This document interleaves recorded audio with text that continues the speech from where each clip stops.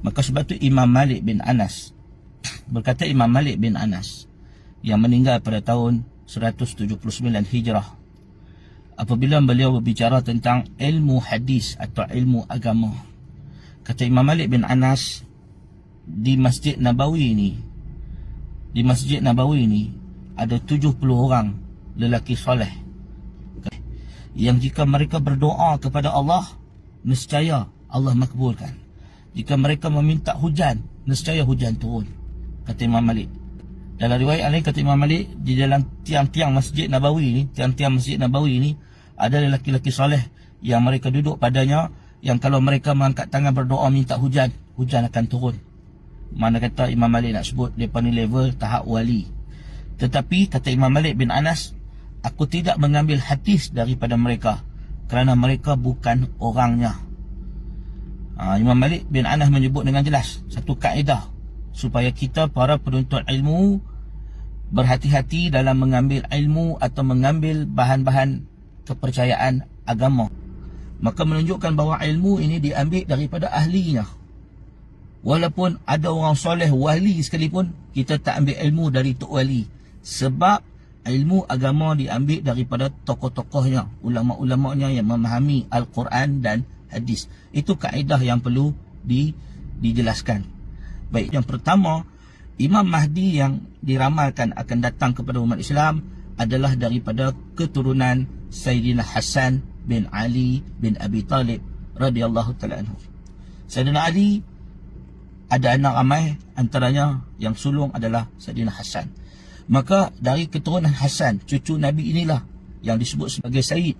Daripada keturunan Nabi inilah akan lahir seorang lelaki yang bernama Muhammad bin Abdullah yang disebut sebagai Al-Mahdi. Tolong jangan mudah percaya dengan apa yang ada dalam internet dan tersebar dakwaan mimpi-mimpi. Mimpi bukan hujah, walaupun mimpi ru'yah solihah. Kalau dia jahil, dia tak faham apa yang dia mimpi. Itu masalahnya. Para ulama telah berbicara dalam hal ini. Bahaya orang jahil, dia tidak faham apa yang dia bawa. Mereka salah memahami mimpi, lalu menyandarkan kepada Nabi. Adakah orang yang dilihat dalam mimpi itu adalah Nabi pun satu persoalan. Adakah apa yang dijumpa itu malaikat Jibril, Nabi, apa semua, itu boleh dipertikaikan. Sebab itu penting bagi kita umat Islam memiliki asas yang jelas dalam ilmu, supaya kita tidak mudah terfitnah dan tertipu. Baik, dalam para ulama bersepakat sebenarnya bahawa Imam Mahdi ni keturunan daripada Quraisy. Dia bukan orang Pakistan, dia orang Arab.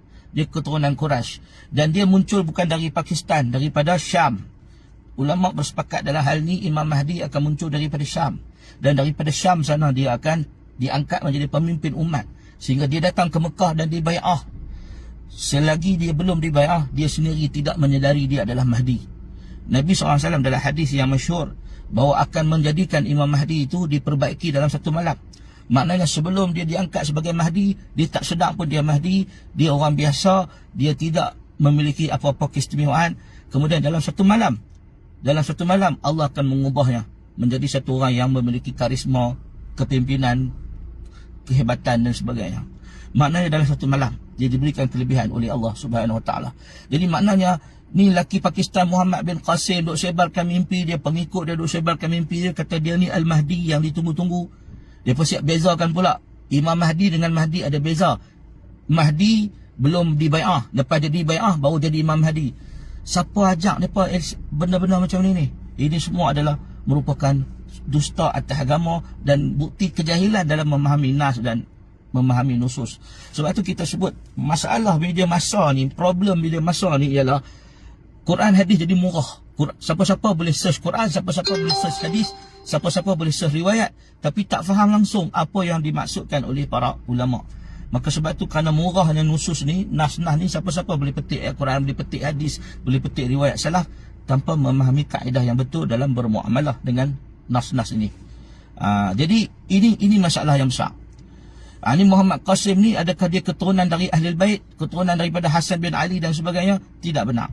Dia tidak benar. Dia bukan daripada keturunan Al-Hasan bin Ali. Sebab para ulama khususnya di tanah Arab, mereka sangat menjaga Syajaratul Ansab. Syajaratul Ansab ni pokok keturunan. Dia pun sangat jaga pokok keturunan keturunan Arab ni. Dia biasanya kalau gelaran dia ni orang kalau dia ni adalah orang keturunan keturunan Hasan, dia ada nama belakang Al-Hasani. Al-Hasani, Al-Hashimi. Ini keluarga Al-Hashimi, keluarga Hasani di tanah Arab ramailah. Ini kita tahu. Bukan setakat hidung mancung, dahi lebar, rambut terjambui ke depan. Ini Imam Mahdi. Ramai orang Melayu macam tu, orang Jawa pun ada macam tu. Kita nak sebut bahawa jangan mudah-mudah mengaitkan agama dengan mimpi kita. Jangan. Itu satu kesalahan besar. Sendiri melakukan pernah buat kesilapan pada zaman mereka apabila mereka mendakwa. Ada sebagian salah mengatakan Umar bin Abdul Aziz adalah Al-Mahdi.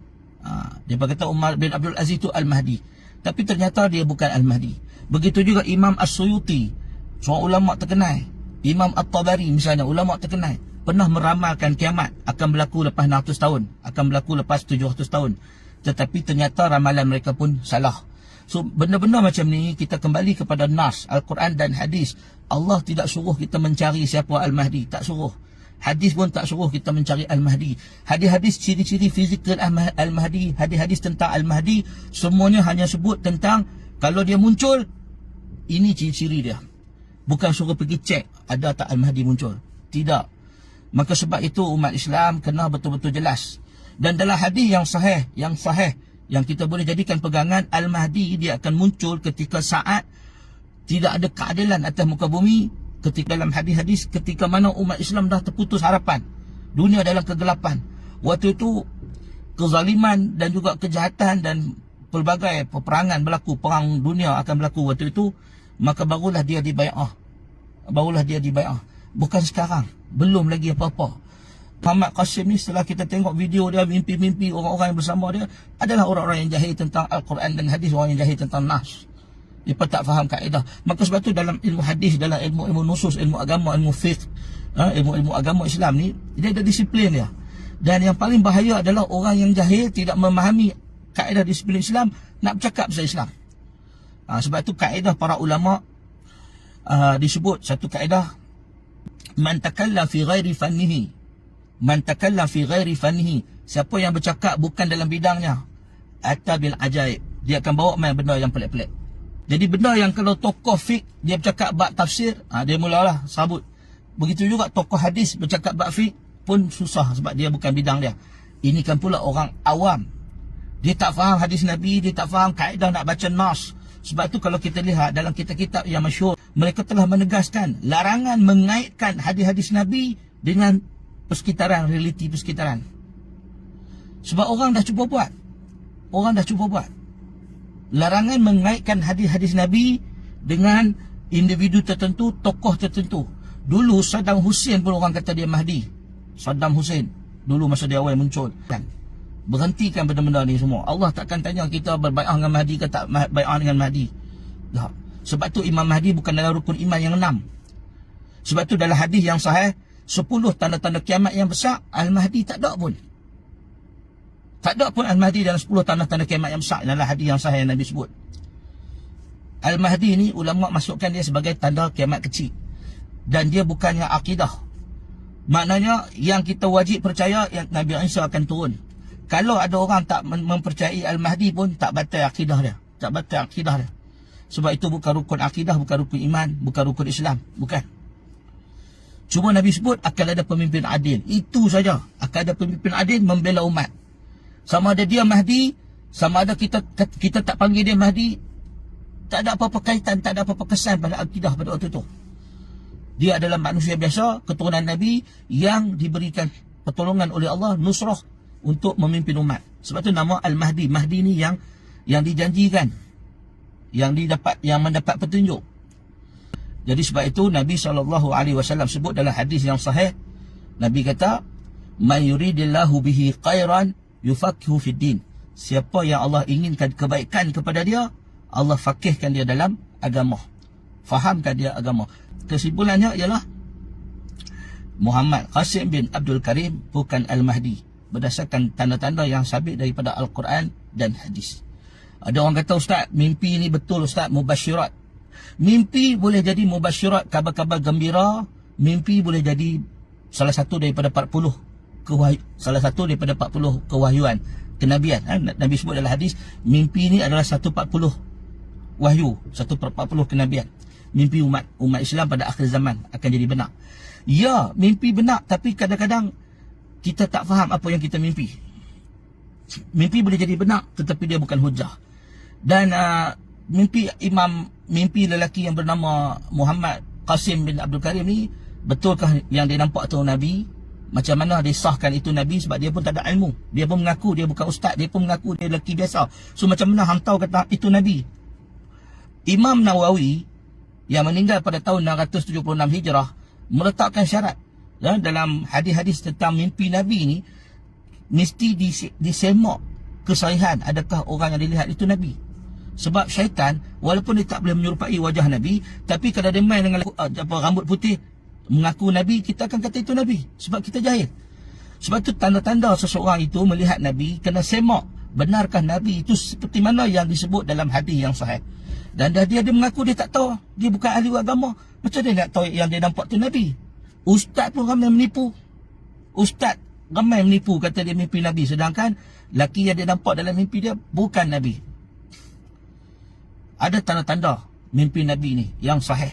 Sahabat-sahabat kena lihat di dalam hadis-hadis. Yang sebaiknya adalah membaca buku Syama'il Muhammadiyah yang dikarang oleh Imam At-Tirmizi rahimahullah, yang meninggal pada tahun 279 Hijrah. Buka dalam Syama'il Muhammadiyah, Syama'il At-Tirmizi. Imam At-Tirmizi dia sebut mimpi Nabi macam mana, rupa Nabi macam mana, fizikal Nabi. Kalau betul nampak yang kita nampak tu seperti mana yang disebut dalam hadis, barulah betul itu mimpi Nabi SAW. Dan sekalipun mimpi Nabi, dia tidak menjadi hujah untuk kita berhukum dan sebagainya. Kerana syariat Islam dah komplit dengan Al-Quran dan hadis.